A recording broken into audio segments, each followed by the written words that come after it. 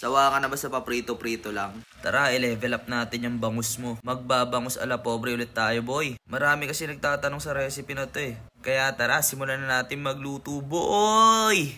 Pause pa. So ayan nga boy, napakaganda ng weather ngayon. Ang sarap kumain. Ayan, meron tayong boneless bangus, sinugasan natin. Kalamansi, etong daon ng sibuyas. Chop lang natin yan na maliliit kasi pang garnish natin yan mamaya. At dahil nga ala pobre to, more on garlic side siya. Hindi kagaya ng bangus steak na madaming sibuyas ang kailangan. Tamang-tama tong recipe na to, nung mahal pa yung sibuyas, dapat doon kayo na-upload to eh. So yun na nga, 2 buong bawang yun para tepok ang aswang. Tapos naghiwa na rin tayo dyan ng 6 na kalamansi. Pigain lang natin para sa sauce yan. 2 tablespoon ng oyster sauce. 3 tablespoon ng soy sauce. Tapos konting squirt ng liquid seasoning. Tapos pamintang powder. Tapos 1 tablespoon ng sugar. Dilute natin sa tubig. Tapos mix para ma-mix boy. Tikman nyo rin kung pasok na sa panlasa nyo. Pero sa akin, goods na yung measurement na yun. Tapos etong bangus natin, season lang natin siya ng salt and pepper. Baligtaran yan boy. Tapos masamasahin natin. Tapos maglagay tayo ng cornstarch kasi babalutin natin yung bangus natin. Siguraduhin nyo lang balot na balot siya ng cornstarch boy. Tapos taktak nyo yung excess nya. Tapos magpainit na tayo ng kawali.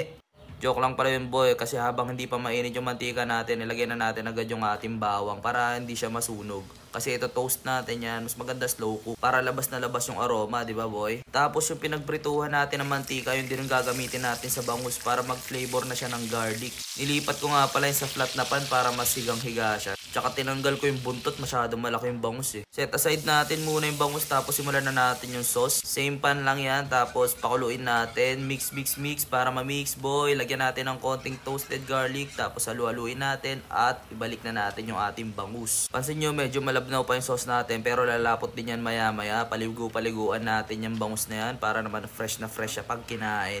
Etong pinaka magpapasarap dyan, maglalagay tayo ng butter. Yan din, makakatulong din yan para lumapot yung sauce natin. Unsalted butter nga pala yung ginamit natin dyan boy. Once na nag-thicken na yung sauce natin, lagyan na natin ng toasted garlic yan. Mas marami, mas masarap syempre. Tapos yung ibang toasted garlic natin, lalagyan natin sa rice mamaya. Lastly, yung hiniwa natin daw ng sibuyas para magkakulay siya na maganda. Tapos alam nyo nakasunod yan boy, food trip na!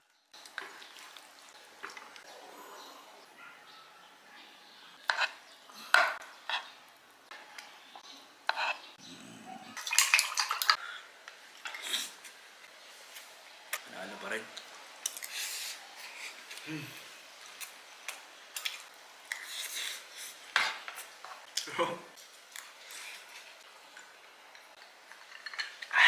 Hindi ko matigilin. Sarap eh.